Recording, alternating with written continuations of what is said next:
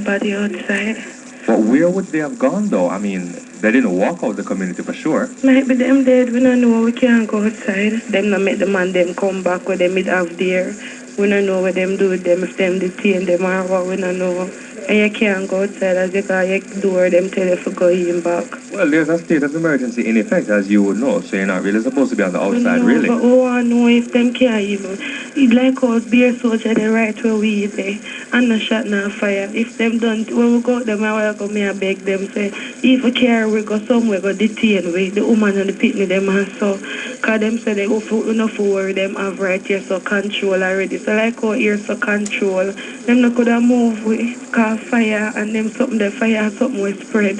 I know me not hear no fire truck or nothing. But can you understand though what's happening with based on the duties that the police force would have? I fear for my life. Because we're seeing where soldiers have been shot and killed, policemen have been shot and killed. So I guess you can understand. I understand, but I just do. I'm not also there now about 8 or 9 baby in here and about 10 women, and that's what I fear for.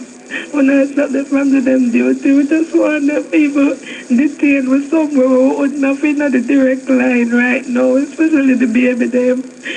Let me ask you something. Why is it that you couldn't leave the community? Because the bus, as when them say the bus them the way down at Marcus Garvey Drive. You know how far we have to walk out in the open, in a crossfire, we don't know, we can't see shot, we don't know where to go come from. Even before the crossfire, miss? Shot did always a fire. Okay. That I try to explain. But help me with this though. Is it that the residents were informed by these persons in Tivoli that if in fact you do leave the community, you should hand over your keys and take nothing with you and don't even look back? Nobody not tell me that, but we just have that fear there. Nobody not tell me that, but we're just afraid.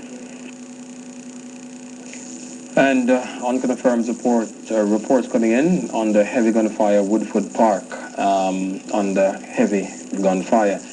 And a developing story at this hour, there was sustained gunfire in the vicinity of the mobile reserves on South Camp Road a short while ago. There was a reported shootout between police and gunmen after the security forces carried out an operation in the Woodford Park area earlier. And reports reaching our newsroom are that a strong contingent of police has been deployed to the Lawrence Tavern police station, where there was a cell breakout 45 minutes ago. CVM News understands that 6 men escaped from the lockup. However, one was caught in the community and brought back to the facility. It is not clear what men used to cut their way to freedom. The nation waits to see what word will arise from today's parliamentary sitting scheduled for later this afternoon, but questions are now being raised as to whether that will actually take place. Dwayne Burbick reports. Nation's former prime ministers. Behind me, George William Gordon House, where the prime minister is expected to make a special address later this afternoon. Where I'm standing right now, to my left, further up Duke Street, it's empty. To my right, further down, empty as well. A few barricades left. Clearly, there have been some attempts by lawmen to clear those barricades. But of most interest, where I'm standing, I don't know if my cameraman can give you a close-up of where I'm standing on the ground. Spent shells. It's a clear indication that there has been some heavy gunfire taking place. Not one, not two, hundreds of spent shells around me. You're seeing them now, hundreds of spent shells around me. And ever so often we can hear in the distance sporadic gunfire. It has cast a doubt on as to whether or not this parliamentary sitting will actually take place here today. Clearly there's a safety concern. No, not seeing any security personnel as it. Haven't seen any law enforcement officers. I'm not sure if you're hearing the sporadic gunfire. I'm hearing them in the distance, but it's a telltale indication that it's not all over as yet, that our law enforcement officers still have some work to do in tempering this flare-up, which is spreading beyond West Kingston, spread into other areas of the corporate area.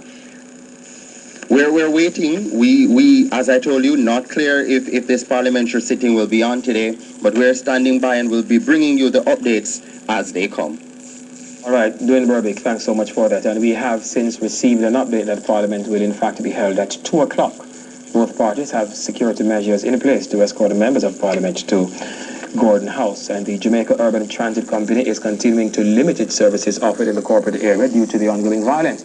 The company's withdrawal from downtown Kingston remains in effect, with routes running easterly from downtown to destinations like Port Royal, Bull Bay, and Harbour View now being restricted to Elliston Road as the nearest point to the downtown area.